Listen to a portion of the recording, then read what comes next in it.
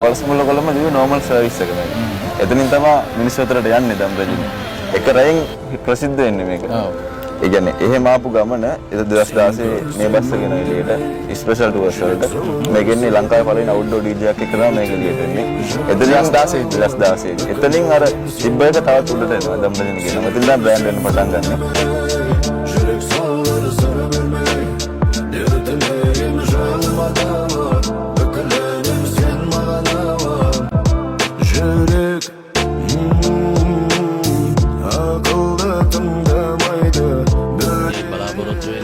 Bus එකේ හැමදාම දිනපතා ගමන් කරන මගියාට විශිෂ්ට සේවාවක් ලබා දීම තමයි ඒ වෙනුවෙන් අපි බස් රථයට යොදවලා තියෙනවා Wi-Fi පහසුකම. ඒක ප්‍රමාණයකින් තොරව උමනා තරමට ලබා ගැනීමේ පහසුකම් Wi-Fi තියෙනවා මේ බස් රථය තුළ. ඒ වගේම සීතකරණ තියෙන පහසුකම් තියෙනවා ප්‍රථම ආධාර පෙට්ටියක්.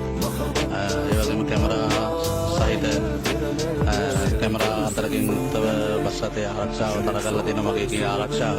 ඒ වගේම බැසගිය තමන්ගේ මගියාගේ ෆෝන් එක charge කර ගැනීම සඳහා ෆෝන් charger පහසුකමක් ලබා දීලා තියෙනවා. අපි බලාපොරොත්තු වෙනවා අපේ බස් රථයේ ගමන් කරන මගියාගේ ගමන් පහසුව පැය 4ක් විතර ගමන් කරන ගමන් පහසුව උපරිම කරගන්න එක තමයි අපි බලාපොරොත්තු වෙලා තියෙන්නේ.